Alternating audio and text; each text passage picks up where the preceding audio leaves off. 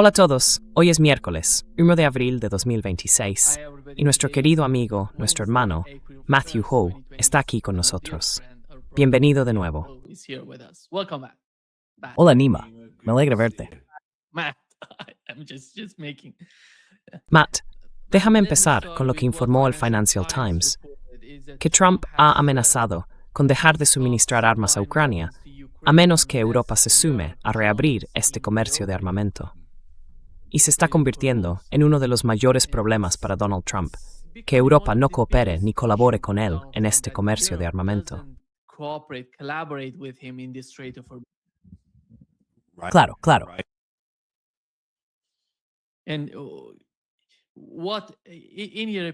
Y en tu opinión, ya que sabemos que Europa ahora mismo es, ya sabes, España, Italia y el Reino Unido, hoy Sharma repitió lo que está ocurriendo. Sharma dijo, esta no es nuestra guerra. Pero por cierto, han enviado fuerzas a Oriente Medio. Ya lo sabes. Pero después de todo, Donald Trump no está contento con la OTAN. ¿Qué quiere de la OTAN en este contexto formal? Estás en silencio, Matt. You're muted, Matt.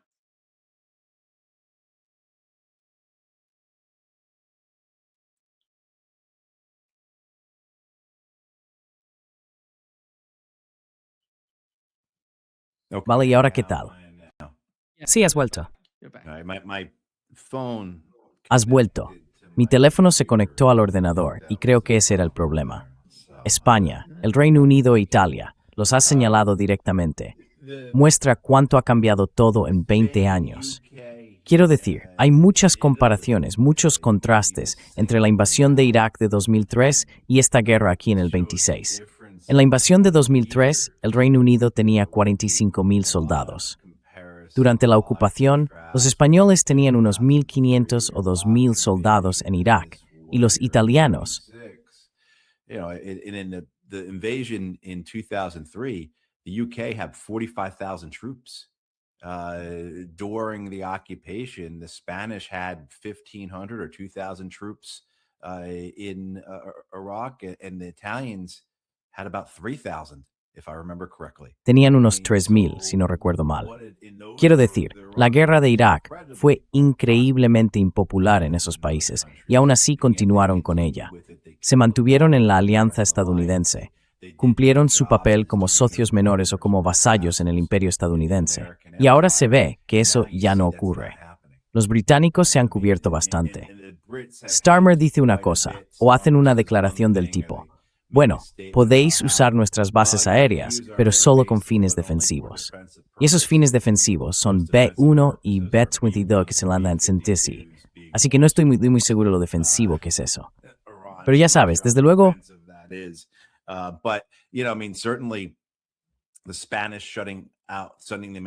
Los españoles cerrando el paso, expulsando a los estadounidenses de su espacio aéreo, los italianos diciendo: no podéis aterrizar vuestros aviones aquí.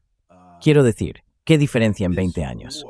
Esto demuestra que esta guerra está ocurriendo en el punto de transición entre el siglo estadounidense, el siglo XX, el orden imperial estadounidense, como quieras llamarlo, y este mundo multipolar.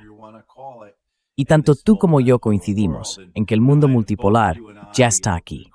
Creo que la mayoría de las personas que nos ven y escuchan también estarían de acuerdo con eso. Pero ya sabes, para los historiadores, Nima, creo que esta guerra será el acontecimiento que utilicen para marcar ese cambio, para decir, aquí es cuando terminó el siglo estadounidense, o el orden estadounidense, y aquí es cuando realmente comenzó el mundo multipolar.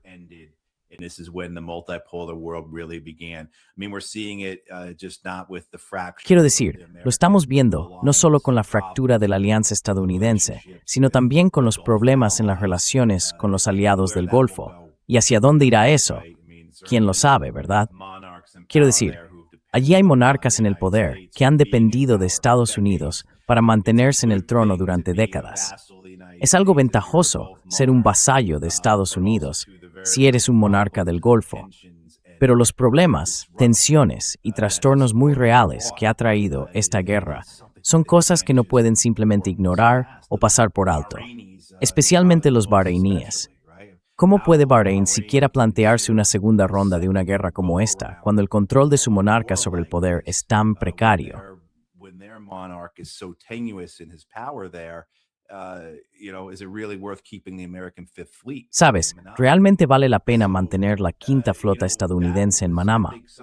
Era algo sobre lo que podíamos especular y decir, mira, cuando esas bases sean atacadas, va a causar un problema. Si el estrecho de Hormuz es golpeado o si sus instalaciones energéticas son atacadas y destruidas, eso va a generar un problema real para los estados del Golfo y tendrán que reconsiderar su relación con Estados Unidos. Ahora bien, esta otra cuestión, sobre la OTAN, sobre Europa, de nuevo, los europeos están siendo vagos en muchos aspectos. Están cubriéndose las espaldas, hablando con ambigüedad. Scholz es el mejor ejemplo de ello, pero ciertamente Sánchez y ahora Meloni están demostrando bastante firmeza en este asunto.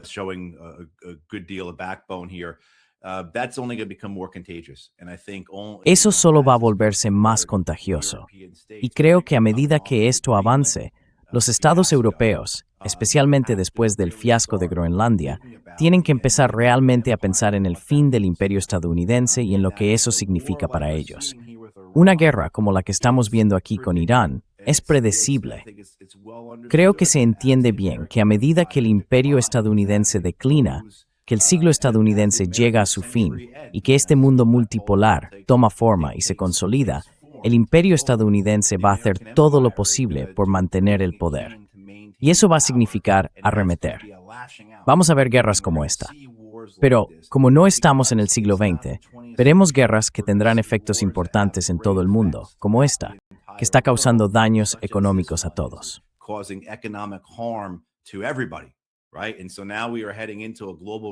Exacto.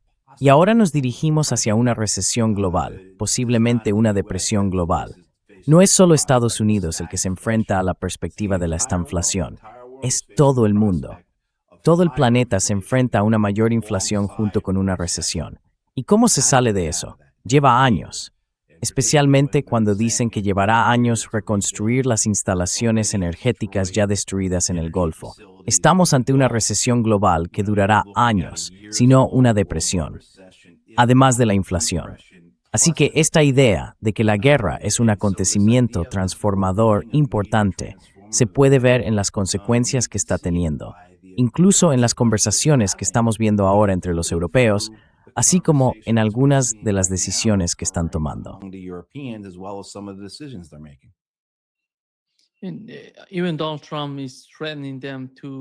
E incluso Donald Trump está amenazando con hacer que se retiren de la OTAN. Y Matt, ¿cuál es el significado de la OTAN hoy en día? No lo sé, porque hemos visto lo que ha pasado en Ucrania y ahora en Oriente Medio. Tenemos países, cuando hablas de los BRICS, por ejemplo, que muestran una combinación de naciones con sus propios intereses, pero que han encontrado un terreno común en el que trabajar.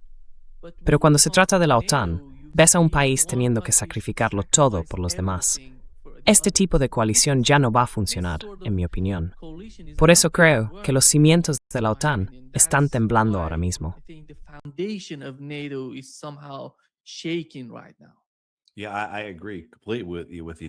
Sí, estoy completamente de acuerdo contigo, Nima.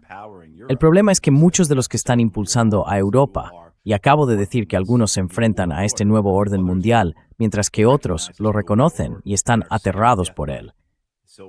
Así que, para mí, cuando observo el propósito de la OTAN, lo que Bruselas considera su propósito, o lo que ven los alemanes, los franceses, los británicos, los suecos, los estonios o quien sea, es una forma de mantener el siglo XX. Y, de nuevo, si consideramos esta guerra como el punto de inflexión, el momento en que los historiadores dirán, aquí es donde cambia todo, donde el orden mundial se transforma, donde comienza un nuevo capítulo de la historia, las personas en el poder en las capitales europeas no quieren renunciar a eso. No quieren abandonar lo bueno que han tenido durante décadas como vasallos de primer nivel en el imperio estadounidense.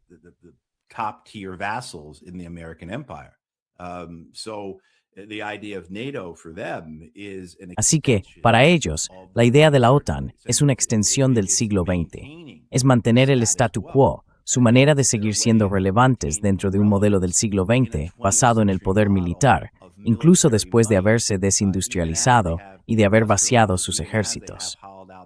Sabes, no estoy de acuerdo con muchas de las cosas que dice Donald Trump, pero la idea de que la OTAN es un tigre de papel, como él la describió el otro día, no está tan lejos de la verdad.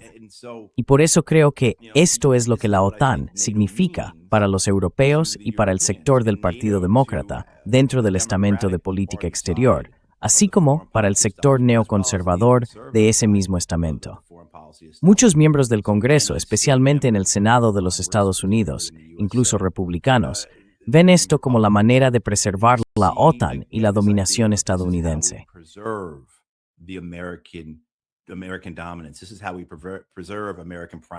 Así es como preservamos la primacía estadounidense o la hegemonía estadounidense a través de algo como la OTAN, ¿verdad?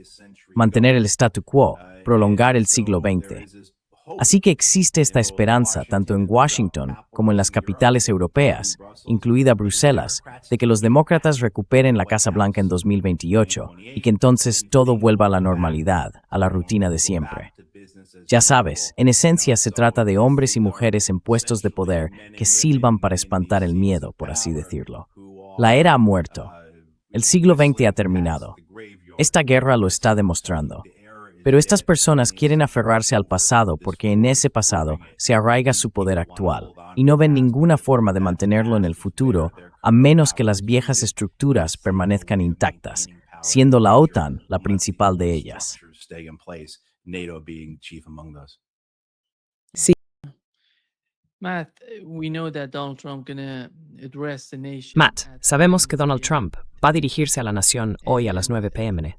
Y todo el asunto, como has mencionado, comparar la guerra de Irak con lo que está ocurriendo ahora, el concepto mismo de tener una nueva guerra siempre ha formado parte de la política israelí. No fue básicamente Estados Unidos quien lo impulsó, y no se limita a Oriente Medio, va más allá de Oriente Medio. La retórica de cambio de régimen de Netanyahu se remonta a mucho tiempo atrás. Aquí hay un video que muestra a Netanyahu sugiriendo un cambio de régimen en sus primeros días en el poder.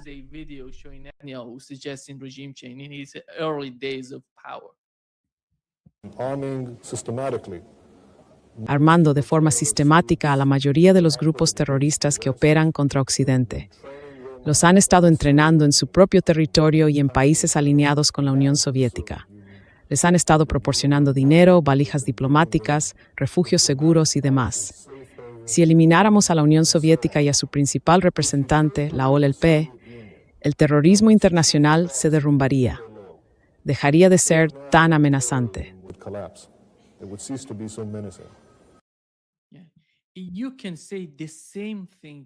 Podrías decir lo mismo antes de que ocurriera esta guerra. Y él dice que, si eliminas a Irán como la cabeza del pulpo, el pulpo va a morir. Así que aquí está, con esta guerra. Después de todo, está librando esta guerra porque, diría yo, ese era su objetivo final. Lo deseaba tanto, y finalmente lo consiguió. ¿Qué está ocurriendo con esta guerra, teniendo en cuenta lo que Netanyahu quería que fuera?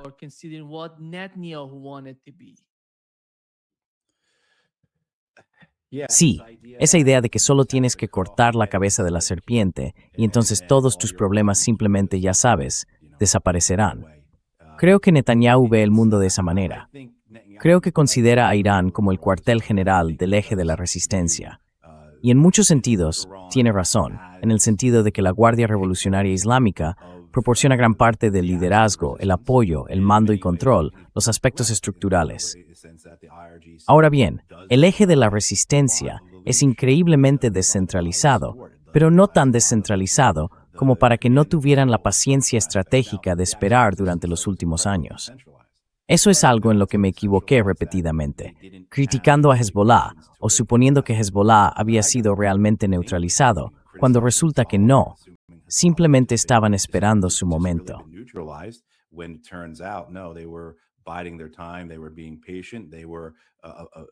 Estaban siendo pacientes, se estaban ciñendo al plan que tenían. Y el plan era, no comprometemos nuestras fuerzas hasta que haya comenzado la guerra total, hasta que Irán haya sido atacado. Es entonces cuando comprometemos nuestras fuerzas, porque es cuando mejor podemos golpear a una coalición Israel, Estados Unidos, árabe sobreextendida y agotada. Si lo hacemos por partes, seremos destruidos. Y eso fue esencialmente lo que se vio con la resistencia palestina en Gaza. Hamas, la Yihad Islámica Palestina y los demás grupos de resistencia lanzaron los ataques del 7 de octubre por su cuenta. Sabemos que no hubo coordinación, aunque intentaron coordinarse. Intentaron involucrar a Hezbollah e Irán en la planificación, y ellos dijeron que no. Hezbollah se unió un día o dos después, con ataques de cohetes y drones en el norte de Israel.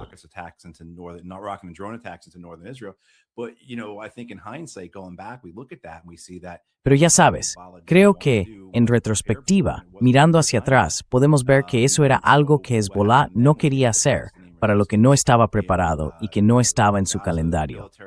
Así que lo que ocurrió entonces fue que la resistencia palestina en Gaza fue destruida militarmente, y luego Hezbollah también sufrió bajas significativas y quedó bastante debilitado. Pero fueron pacientes y se mantuvieron fieles al plan que tenían. Así que, ya sabes, creo que Netanyahu tiene razón en que existe ese eje de resistencia alineado contra él. Pero sus creencias sobre por qué están alineados contra él, porque son las fuerzas del mal, o porque esto forma parte de la historia de Israel y su pueblo siempre se enfrenta a este tipo de enemigos, son un completo disparate.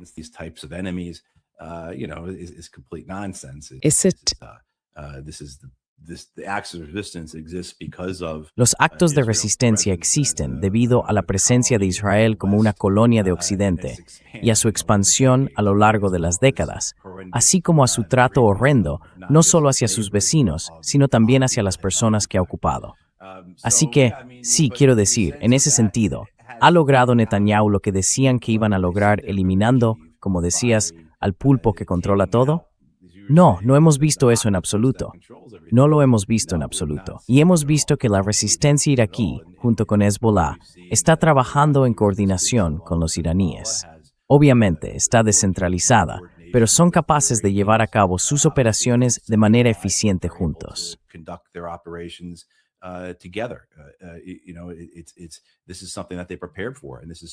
Sabes, esto es algo para lo que se prepararon y para lo que construyeron una infraestructura, para llevar a cabo una guerra como esta, que no puede simplemente ser aplastada.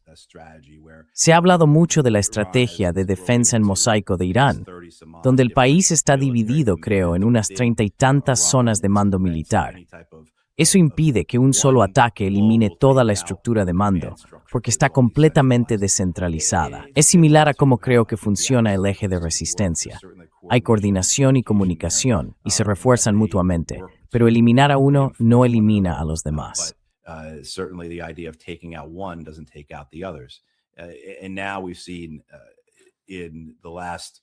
Y ahora hemos visto, en la última semana, el sábado pasado, que Ansar Allah de Yemen, los hutíes, han entrado en el conflicto.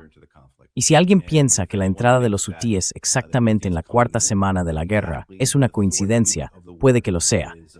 Pero la realidad es que con toda probabilidad este era el plan, que los iraníes, los iraquíes y Hezbollah degradaran, sobrecargaran y desgastaran las defensas estadounidenses, israelíes y árabes. Luego, los hutíes entrarían en la cuarta semana para ejercer una presión adicional. También está la guerra económica derivada del cierre del estrecho de Hormuz y de los ataques a las instalaciones aéreas.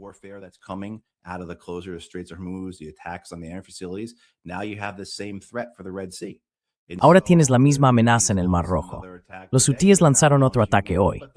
No están lanzando muchos, pero no les hace falta. Es simplemente su presencia allí, en la parte sur del teatro de operaciones, donde están posicionados en realidad detrás de la flota estadounidense, detrás de las bases americanas en los estados del Golfo. Esto ejerce una enorme presión sobre una coalición israelí, árabe y estadounidense ya debilitada. Así que se están enviando más escuadrones estadounidenses, escuadrones de A-10, más helicópteros Apache a la región, que podrían utilizarse para una invasión terrestre o un intento de tomar la isla de Karg, Keshem, o cualquiera de las otras islas del Golfo Pérsico.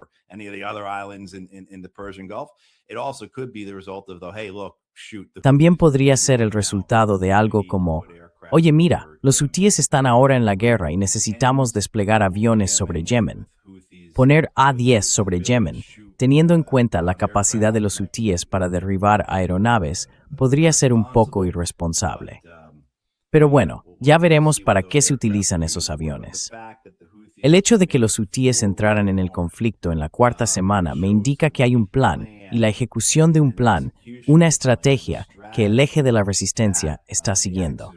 Y luego, si lo comparas con lo que hemos visto por parte de Estados Unidos, los israelíes y la coalición árabe, es como comparar la música de la marcha imperial de Star Wars con música de circo en cuanto al nivel de competencia que se está demostrando aquí.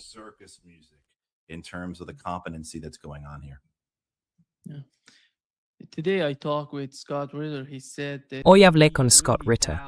Dijo que duda mucho que Estados Unidos esté avanzando con un plan de invasión, porque eso requeriría mucha planificación y muchas fuerzas en la región, y eso no es lo que está viendo. Pero dijo que quizás se trate de algún tipo de incursión. Así que la pregunta es, si van, ¿qué significa eso? ¿Algún tipo de incursión? ¿Qué quieren hacer?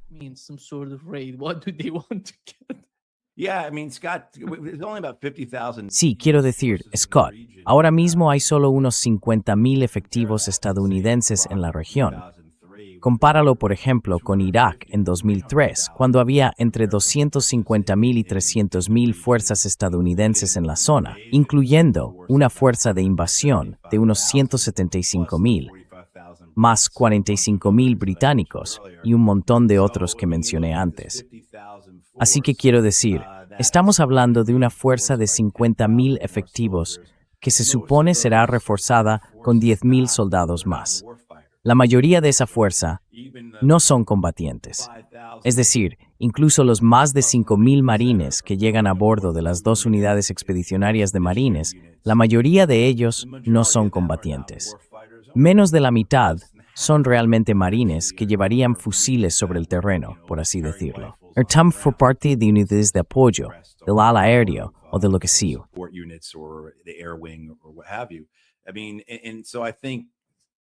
Quiero decir, creo que Scott tiene razón. Es una fuerza demasiado ligera para hacer algo que implique ocupar y mantener terreno.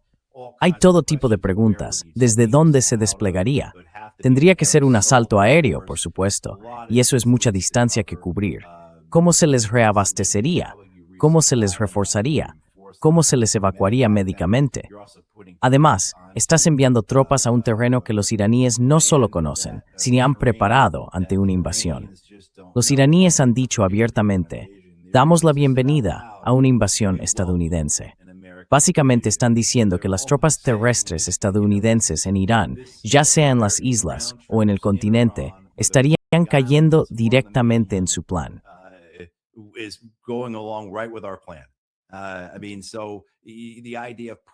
Quiero decir, la idea de enviar fuerzas estadounidenses a un terreno que ya ha sido preparado por los iraníes encaja perfectamente con su estrategia, especialmente para causar bajas estadounidenses como elemento disuasorio ante cualquier guerra futura con Irán. Pero también me preocupa mucho la posibilidad de que los marines y soldados estadounidenses se enfrenten a una guerra moderna. No creo que el Cuerpo de Marines de los Estados Unidos ni el Ejército de los Estados Unidos estén preparados para ello. Y con eso me refiero específicamente a la guerra con drones. Simplemente no creo que estén listos para eso. Aunque hemos observado, apoyado y participado durante 4 años en la guerra de Ucrania, no creo que el ejército estadounidense se haya adaptado a ese tipo de guerra.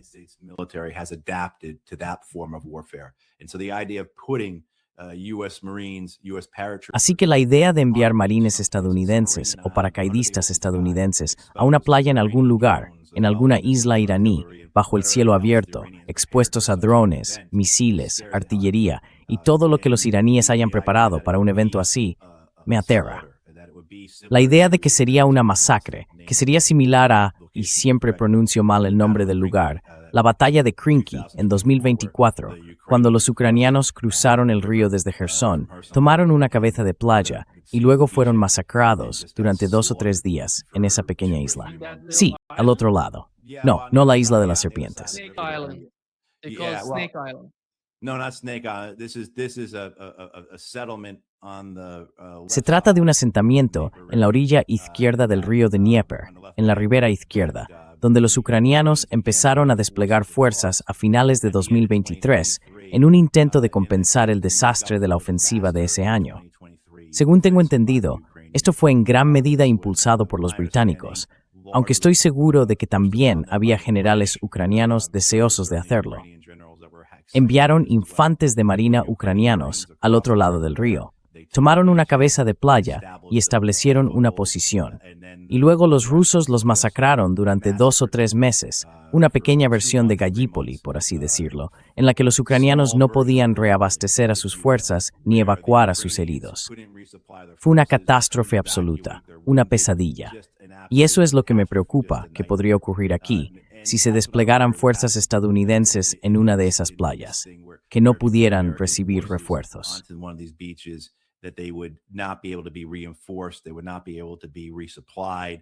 No podrían recibir suministros, y evacuar a los heridos sería increíblemente difícil.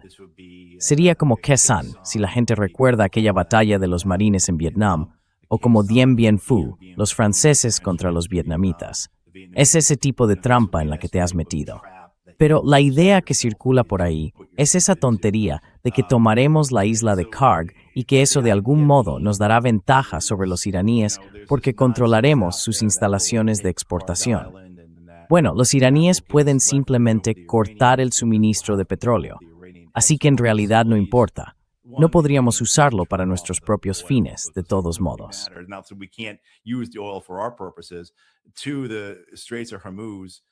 2. El estrecho de Hormuz sigue cerrado, tomes o no la isla de Karg. Pero el tercer punto es que incluso si todo sale bien, digamos que todo ocurre a la perfección, estupendo. Ahora has sacado el petróleo iraní del mercado mundial. Has eliminado otros 3 millones de barriles al día. ¿Cómo ayuda eso a la situación en términos de guerra económica? Pero creo que la razón principal, Nima, sería ofrecer una oportunidad para una foto, crear algún tipo de propaganda, algo a lo que Estados Unidos pudiera señalar. Ya sabes, Marines izando una bandera estadounidense en alguna playa iraní y diciendo, mirad, aquí está la victoria por la que vinimos.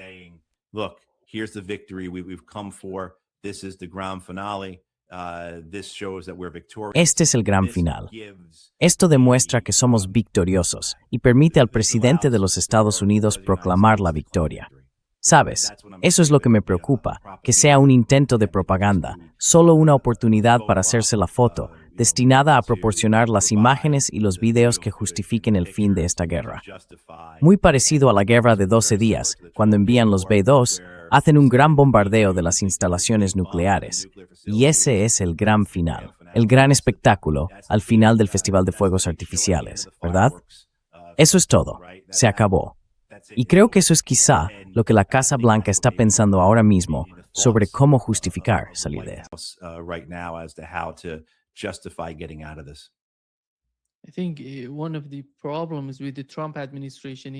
Creo que uno de los problemas de la administración Trump es que no se ven personas que estén familiarizadas, por ejemplo, con lo que ha ocurrido en Ucrania. Tenemos mucha experiencia que proviene del campo de batalla allí. Creo que los europeos saben más sobre lo que ha pasado, están más familiarizados con ello, porque la administración Trump está de algún modo desconectada de la realidad de Ucrania. No veo que Pete Hegseth sepa nada de lo que está ocurriendo. Ya sabes, basta con comparar lo que era Lloyd Austin y lo que tenemos ahora con Pete Hegseth. Es increíble la diferencia, incluso entre Lloyd Austin y Pete Hegseth. Y estas son las personas que se supone deben ayudar a Trump, o al propio Donald Trump, a comprender la realidad. Pero como dijo Donald Trump cuando dijo vamos a luchar contra Irán en Oriente Medio, el primero en aceptarlo se levantó y dijo, vamos, hagámoslo. Exacto.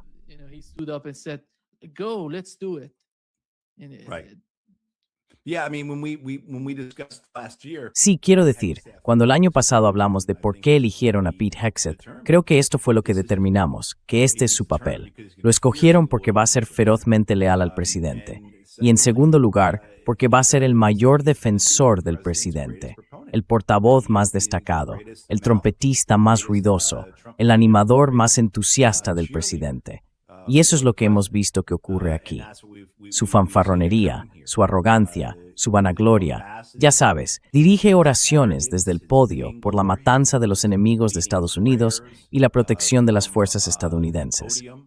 El hombre se ha ganado una reprimenda del Papa, el segundo Papa en aproximadamente un año, que reprende a un alto cargo estadounidense.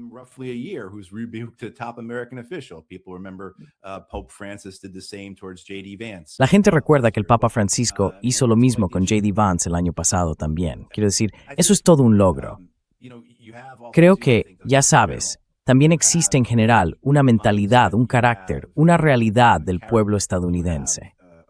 El cuerpo de oficiales militares, los diplomáticos, han sido prácticamente apartados y hay un cuerpo de inteligencia completamente politizado que no aporta nada más que el material para que Hegseth escupa su retórica, su vitriolo y su entusiasmo. Así que quiero decir, ves a esta administración metiéndose en esta trampa. Básicamente, ¿qué va a hacer? Y ahora bien, supongamos que no va a haber un alto el fuego. Supongamos que Donald Trump no declara la victoria y se va a casa.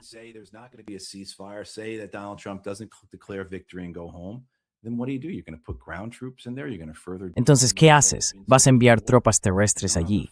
¿Vas a hundirte aún más en esta guerra? No tienes las fuerzas para eso.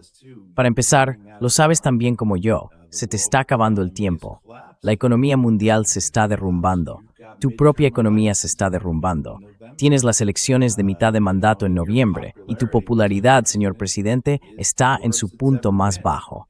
Esto no va a mejorar las cosas. Así que bien, ¿cuál es el modelo entonces? Puedes declarar la victoria y volver a casa, pero puede que los iraníes no acepten eso. Y no los culparía si no lo hicieran. Los iraníes dijeron que esta guerra tendría un resultado determinante.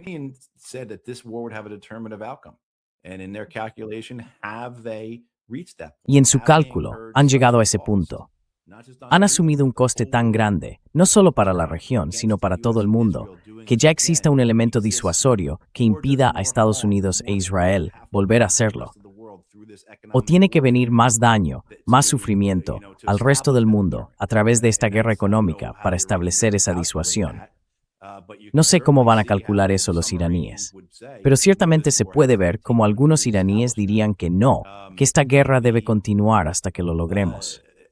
El otro modelo, entonces, sería algo parecido a Irak en los años 90, donde estaríamos bombardeando Irán todos los días, un día sí y otro no, cada 3 días, una vez por semana, lo que sea.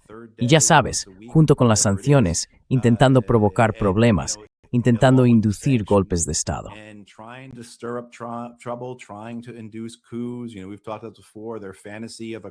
Sabes, ya hemos hablado antes de su fantasía de un levantamiento kurdo, ¿verdad? Todas esas cosas que hicimos durante los años 90 en Irak. Sabes, Bill Clinton bombardeó Irak cada 2 o 3 días de su presidencia, ¿verdad?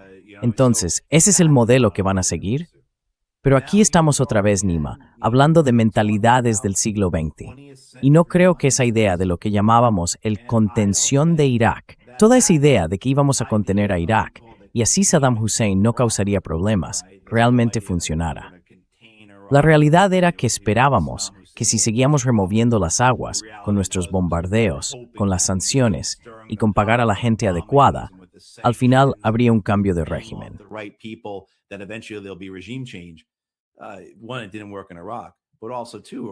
Primero, no funcionó en Irak. Pero además, Irak en ese momento ya estaba en gran medida aislado del mundo y no podía hacer daño a nadie más. Ahora, Irán es completamente diferente. Y ya estamos viendo la realidad de la guerra del siglo XX de Estados Unidos frente a la guerra del siglo XXI de Irán. ¿Y quieres continuar con eso? Vas a pensar que básicamente el tiempo está de nuestro lado, que las cosas van a mejorar y que al final lo que no funcionó en Irak en los años 90 ahora va a funcionar en los años 20 en Irán. ¿Sabes a lo que me refiero? Pero ese es el tipo de cosas que creo que el increíblemente deshonesto intelectualmente, corrupto, moralmente en bancarrota, excesivamente politizado ejército y los servicios de inteligencia de Estados Unidos, así como el conjunto del estamento de política exterior, dirán sí, esto es lo correcto. Yeah. As the difference is that Iran, whenever they're attacking, La diferencia es que Irán, cada vez que atacan una instalación petrolera o algo en Irán, va a recibir una respuesta 2 o 3 veces mayor por parte de estos estados árabes, junto con Israel. El otro punto importante es, Matt, que en Irán nadie vive en un búnker, pero en Israel mucha gente sí, y sus vidas están totalmente condicionadas por la guerra que está ocurriendo. Tuvimos un informe en Fox News. Esto fue lo que informaron.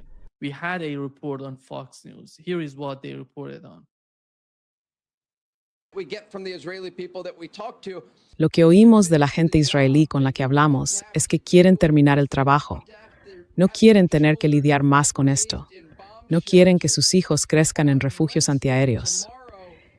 El miércoles, mañana, el pueblo israelí celebrará la primera noche de la Pascua judía, y muchos de ellos harán sus cenas del Seder en refugios antiaéreos. Es una realidad de la que están cansados. Quieren que se reduzcan las amenazas contra su país y desean vivir en paz y estabilidad. Their country, and they'd like to live in peace and stability. Sí, Yeah, I think the Israeli leadership is confident. Sí, creo que el liderazgo israelí confía en que el daño económico derivado de que su población viva en búnkeres será mitigado por Estados Unidos.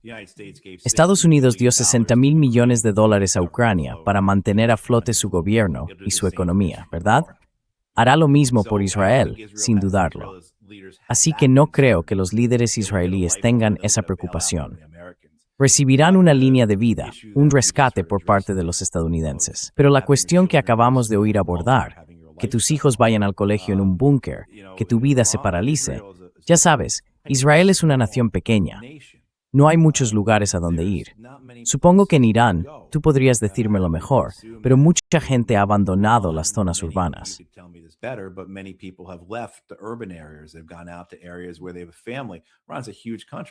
Han ido a zonas donde tienen familia.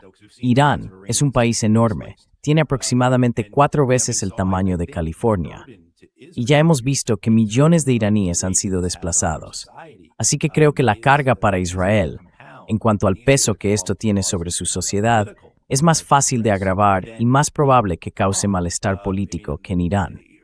Quiero decir, además, los israelíes se ven a sí mismos como las víctimas aquí, y ciertamente lo son. Los iraníes entienden que están siendo atacados y que sus opciones son resistir o inclinarse ante los israelíes y los estadounidenses. No creo que el público israelí sea menos resistente que cualquier otro.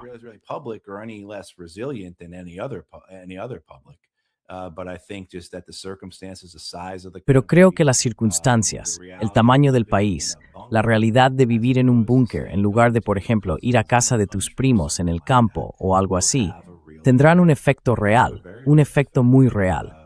Así que creo que ahí hay presión. Y además en Israel hay elecciones este año.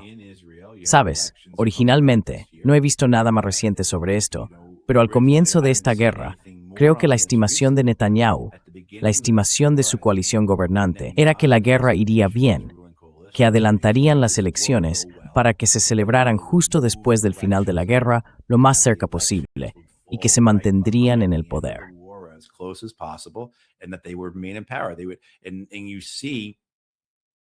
Y verás, la forma en que personas como Yair Lapid, los hombres que quieren reemplazar a Netanyahu, están planteando esto. No están criticando la guerra, sino que están señalando la incompetencia de Netanyahu. Así que la guerra sigue siendo popular en Irán, pero eso no significa que quienes la dirigen vayan a seguir siéndolo, especialmente si no sale como dicen. Y se puede vincular a eso. No está saliendo como dices, no porque estemos equivocados, sino porque el liderazgo es incompetente y corrupto. Quiero decir, eso es lo que también pesa sobre el cuello de Netanyahu.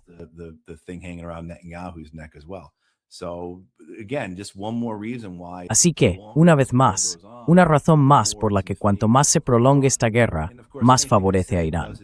Y por supuesto, nada de lo que he dicho pretende restar importancia al sufrimiento, las dificultades o la miseria del pueblo iraní. Sin duda, eso es lo que les está ocurriendo y lo que seguirá ocurriendo. Incluso si las bombas dejaran de caer hoy, ¿verdad? La miseria, las dificultades y el sufrimiento que acompañarán la recuperación de esta guerra serán inmensos para los iraníes. Pero políticamente, en términos geopolíticos, cuanto más se prolongue esta guerra, más estará a favor de Irán. The longer this war goes on, the more it's in Iran's favor. Netanyahu wants to make an alliance with Netanyahu quiere formar una alianza con los estados árabes para oponerse a los actos de resistencia.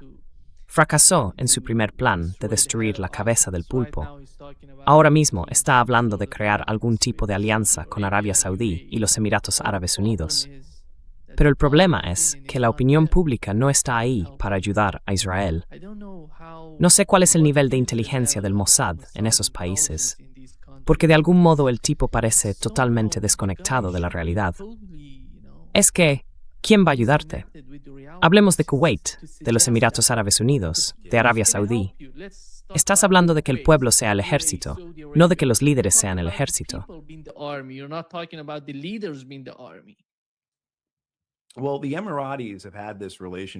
Bueno, los emiratíes han mantenido esta relación.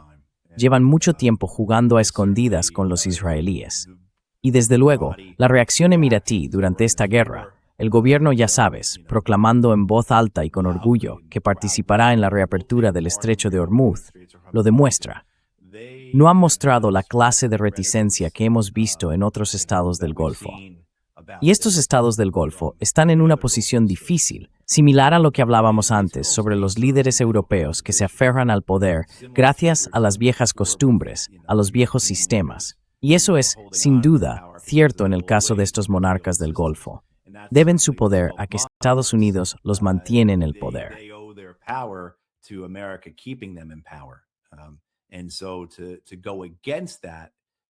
Y así, ir en contra de eso podría ser suicida. Al mismo tiempo, lo que están contemplando es la realidad de que sus naciones están siendo atacadas. Están viendo enormes contracciones en sus economías. Están viendo que en términos de ingresos, básicamente están en un agujero durante años. Están observando cómo sus inversiones, así como las inversiones en ellos, huyen, desaparecen, se evaporan, ¿verdad? Así que toda esta idea de tener esas bases estadounidenses que se suponía que debían mantenernos a salvo, que debían garantizar nuestra seguridad, ha demostrado lo contrario. Mantenerlas allí solo significará que en otra guerra volveremos a ser atacados.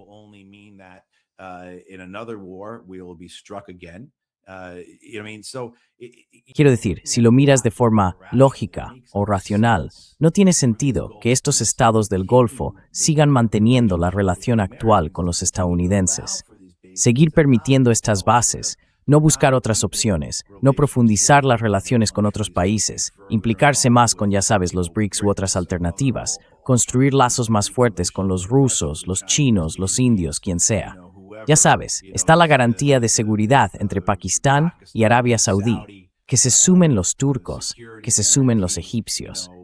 Y por supuesto, los estados del Golfo han tenido sus problemas durante el último año o así. Lo hemos visto entre los emiratíes y los saudíes, ¿verdad?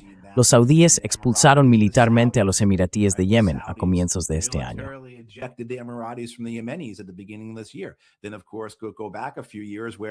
Entonces, por supuesto, retrocedamos unos años, cuando pensábamos que iba a haber una guerra contra Qatar, y hubo un bloqueo contra Qatar durante, ¿qué?, 3 o 4 años.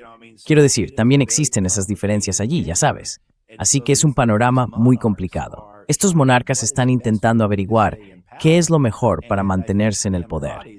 Y creo que para los emiratíes, MBZ y su familia, han determinado que la mejor manera para ellos, dado que no tienen el tamaño ni los recursos de, digamos, Arabia Saudí, es seguir alineándose con los israelíes y los estadounidenses. Pero para otros países, de nuevo, mencioné Bahrein antes, Qatar es otro ejemplo, creo, Kuwait también. ¿Cuál es la mejor manera de avanzar en todo esto?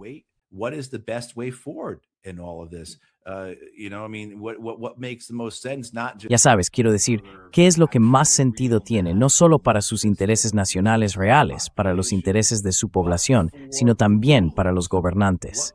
¿Qué es lo que los mantiene en el poder? Así que creo que Bahrein, bueno, no sé si los cataríes corren peligro de perder el poder, si Al Thani y su familia están en riesgo de eso. Pero desde luego, la posición en la que se encuentran ahora es increíblemente vulnerable. Están muy debilitados. y sus pérdidas son mucho mayores que cualquiera de los beneficios que hayan obtenido por formar parte de la coalición estadounidense durante todos estos años.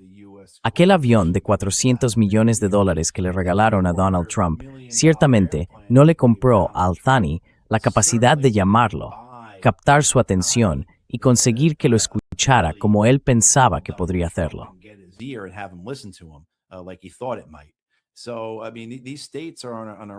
Quiero decir, estos estados están en una situación realmente complicada, intentando averiguar cómo avanzar, porque creo que debería quedarles claro que a menos que las cosas cambien, a menos que Irán obtenga la disuasión que busca, a menos que se proteja la soberanía iraní, habrá otra guerra. Y entonces se trata de decidir si vas a formar parte de esa guerra o si básicamente vas a ser territorio de sobrevuelo para misiles y drones durante esa guerra. ¿Qué opción eliges? Pero no es tan sencillo, de nuevo, porque hay líderes corruptos y decadentes en estos países que disfrutan de lo bueno que tienen. Y eso bueno se basa en gran medida en el respaldo de los estadounidenses a lo largo de los años. Así que están en una situación realmente difícil. Pero insisto, por eso digo que esta guerra puede ser fundamentalmente transformadora para la historia con mayúscula, no con minúscula. There is an article, Matt, Hay un artículo, Matt, en la revista Time. Dice cómo la guerra de Irán ha resquebrajado la fachada liberal de Dubái. Afirma que la guerra en Irán ha hecho que los Emiratos Árabes Unidos muestren su verdadero rostro autoritario, reprimiendo a cualquiera que comparta fotos de los ataques con misiles y drones y de sus consecuencias. Cientos de personas han sido arrestadas, se han confiscado teléfonos en la calle. Un turista de 60 años fue acusado de ciberdelito simplemente por grabar los daños. Sí, Y ves la reacción de los Emiratos Árabes Unidos. Las élites de los UAE estaban increíblemente molestas por ese artículo de la revista Time. En plan, ¿por qué dirías eso? Te hemos ayudado durante tantos años y ahora estás en nuestra contra.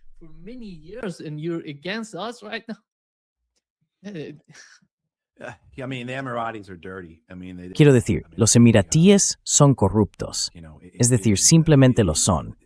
Creo que ya sabes, es un lugar que aparece en novelas y películas todo el tiempo, donde se reúnen los peores de los peores. Dubái tiene una especie de personalidad del lejano oeste, quizá una mezcla entre Singapur y Las Vegas. Pero creo que sin duda la forma en que los emiratíes han estado implicados, ya sea en la guerra de Yemen, apoyando a las RSF en Sudán, o por su papel en toda África en el colegal de oro, que pues sabe cuántas vidas cada año, dice mucho. Costs God knows how many lives every year. It's a dirty government there. It's a dirty leadership. Es un gobierno corrupto allí. Es un liderazgo corrupto. Se ha prestado mucha atención a Mohammed bin Salman en Arabia Saudí, ¿verdad? Ya sabes, Bonsaw, pero no tanta atención en Estados Unidos a los emiratíes. Y los emiratíes, al igual que los cataríes, tienen una influencia considerable en Estados Unidos. No como la que tienen los israelíes, pero desde luego la cantidad de centros de estudios, conferencias, grupos de presión y representantes que emplean en Washington, D.C. es increíblemente significativa. Increíblemente significativa. Así que los emiratíes, quiero decir de nuevo, creo que entienden su tamaño, entienden su posición geográfica. They understand their geographic position. They understand the resources that they have. Entienden los recursos que tienen, pero saben que todo eso es limitado. Así que han intentado, no solo lo han intentado, en realidad han conseguido superar sus propias capacidades gracias a su disposición a hacer tratos a puerta cerrada, a su disposición a apoyar cosas como las RSF en Sudán, a su disposición a ensuciarse las manos. Y sí, volviendo a esta idea, como decía la revista Time, de alguna manera se ha levantado el velo, ¿no? Siempre estuvo ahí. Y ahora estamos viendo es realmente. Así que de nuevo, creo que los estadounidenses mantendrán esa relación con los emiratíes. Keep that relationship with the Emiratis. Es, ya sabes, lo que hacen los otros estados, Bahrein y Qatar, especialmente Kuwait, que es un poco diferente, creo. Pero ya sabes, y luego los saudíes, por supuesto. Lo que los saudíes vayan a hacer después de esta guerra está por verse. En ocasiones han tomado medidas para consolidarse internacionalmente, y con el respaldo de Estados Unidos, hemos visto que su relación con la administración Biden fue increíblemente tensa. Los vimos entablar relaciones muy buenas con los rusos, ¿verdad? Sin duda, también existen oportunidades para los chinos. Tienen estas relaciones con los turcos y con los pakistaníes. Así que los saudíes se posicionan después de esto. Y también en honor a los saudíes.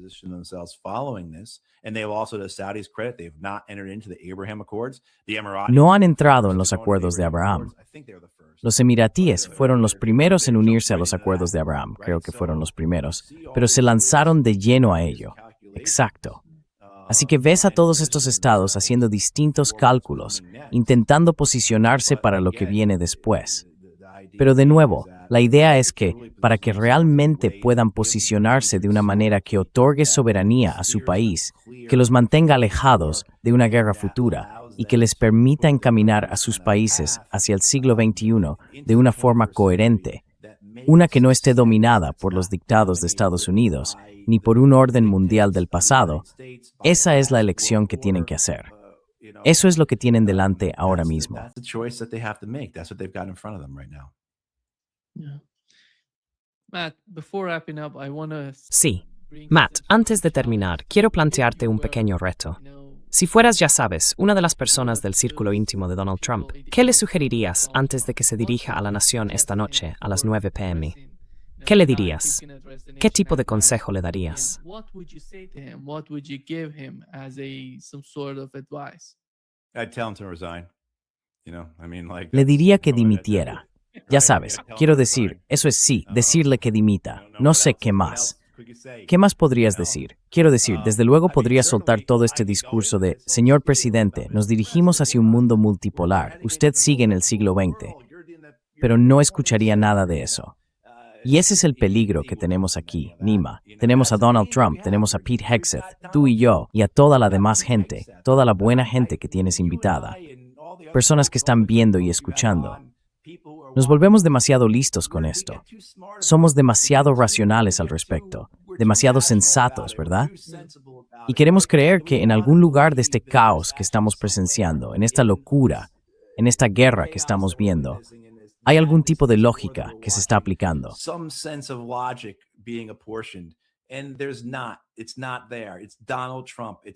Y no lo hay, no está ahí.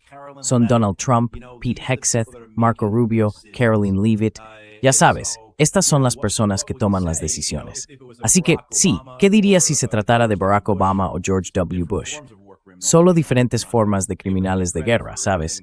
No voy a darles ningún mérito por nada, pero al menos eran, creo, hombres que reflexionaban sobre las cosas, hombres que tenían creencias e ideologías a las que eran leales, tenían cierta apariencia de responsabilidad hacia las instituciones en las que se sentaban, ¿verdad? Y podías discutir con ellos, podías comunicarte con ellos, creo.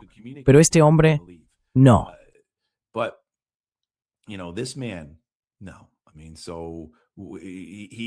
Quiero decir, está buscando cuál va a ser el gran final del espectáculo. Puede que reconozca que esta guerra es una causa perdida. Puede que reconozca que Estados Unidos cometió un terrible error al iniciarla. Puede que sí, pero no le importa eso. Solo está tratando de averiguar, en el momento, cuál es la siguiente mejor opción para él. Y creo que para él va a ser ese gran final. ¿Cómo mostramos al mundo que la guerra ha terminado? ¿Cómo demostramos que ganamos? Yo mato no justificar, ponerle fin. Descanse. Así que well que tú hagas por.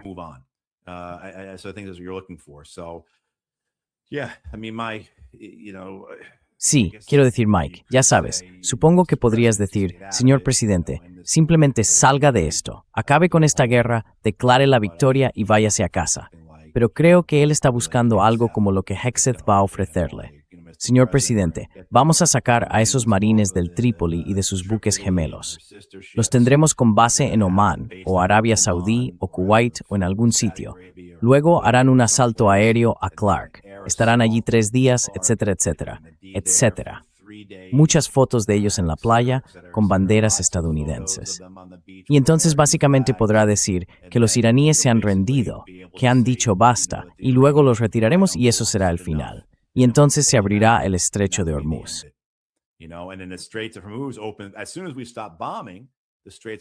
En cuanto dejamos de bombardear, el estrecho de Hormuz volvió a abrirse. A menos que de nuevo lleguemos a esta conversación. ¿Ha sido suficiente esta guerra para los iraníes? ¿Han causado suficiente daño a nivel mundial? ¿Ha visto el mundo con suficiente claridad el riesgo de permitir que Estados Unidos e Israel actúen como lo hacen sin cambiar las cosas? ¿Es eso suficiente para los iraníes?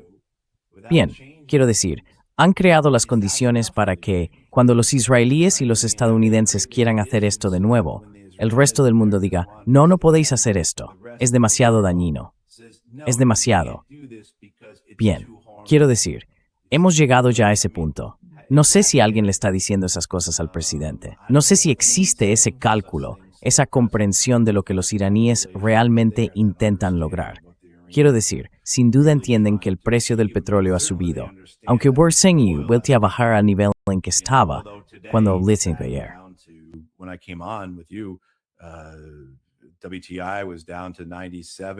El WTI bajó a 97 o algo así, y el Brent bajó a 101. Todo por las expectativas de que, ya sabes, Trump va a poner fin a esta guerra y las cosas van a volver a la normalidad.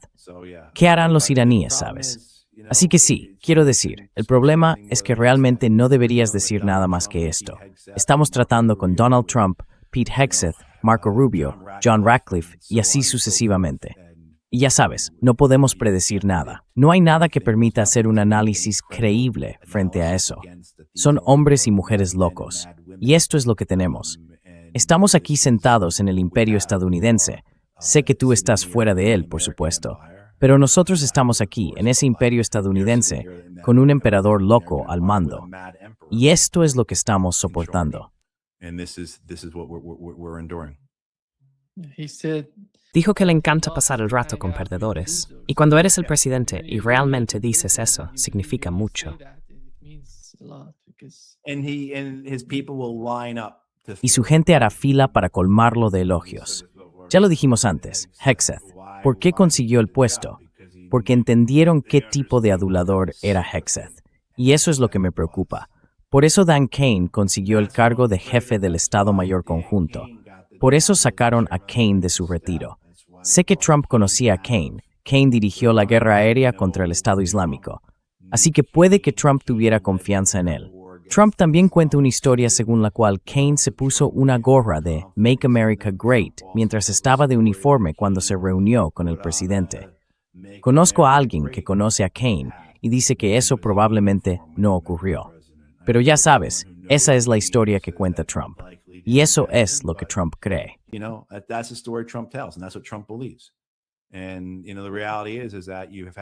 Y ya sabes, la realidad es que ha habido muchos generales y almirantes estadounidenses que ascendieron en las filas cuando vieron que la manera de convertirse en oficial general, la manera de llegar a ser un oficial de 4 estrellas, la manera de obtener mandos clave, era ser un adulador, un sí señor, ser un David Petraeus, un Stan McChrystal, un Lloyd Austin, ¿verdad? Quiero decir, puedes nombrar a todos los demás. Odierno, Kelly, Allen, McMaster. Miras la lista de los vanagloriosos generales estadounidenses de la guerra global contra el terrorismo y es tan larga como mi brazo. Y son ellos quienes proporcionan la información. Así que no necesariamente menosprecio ni lamento a Hegseth, porque él simplemente está sentado sobre una estructura podrida.